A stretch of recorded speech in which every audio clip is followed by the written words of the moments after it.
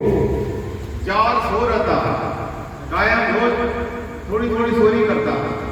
પછી એને વિચાર કર્યો કે આ ચોરી આપણે થોડી થોડી કરવી નહીં, એક જ દિવસ એવી ચોરી કરીએ તે જિંદગી ચોરી કરવી પડે નહીં. એટલે રાધા કહીએ ત્યાં ચાર મણ ઉપાડી, ચાર ગઈ મણ ઉપાડી પછી સાચા એટલે કોમ આશરો કર્યો.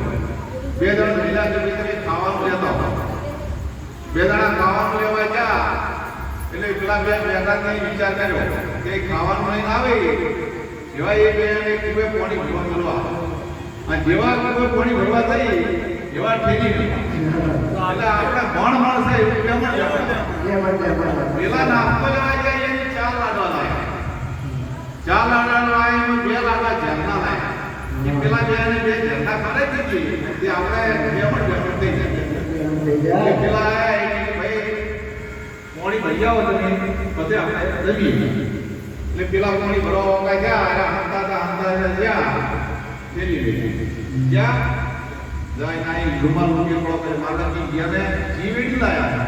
એટલે બે ઝેર વેડેલા હતા ને એને બી જીવેડી લાયા તો તે જીપલા ઝેર વાળા ખાતા પ્યાલા તે મરી જાય પોતાનું ઓછું.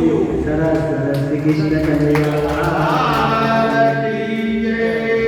પાર્વતી શીખવે છે કે ખોટો રસ્તો પકડવો નહીં, સત્યના રસ્તે રહેવું. જો અંદર રાજાએ ખૂબ કર્યું પણ છેવટે એનું પણ ગયું, બીજાનું લેવા ગયો તો એનું પણ હાથમાં થઈ ગયું, એના પુત્રો ગયા, ધન ગયું, સંપત્તિ.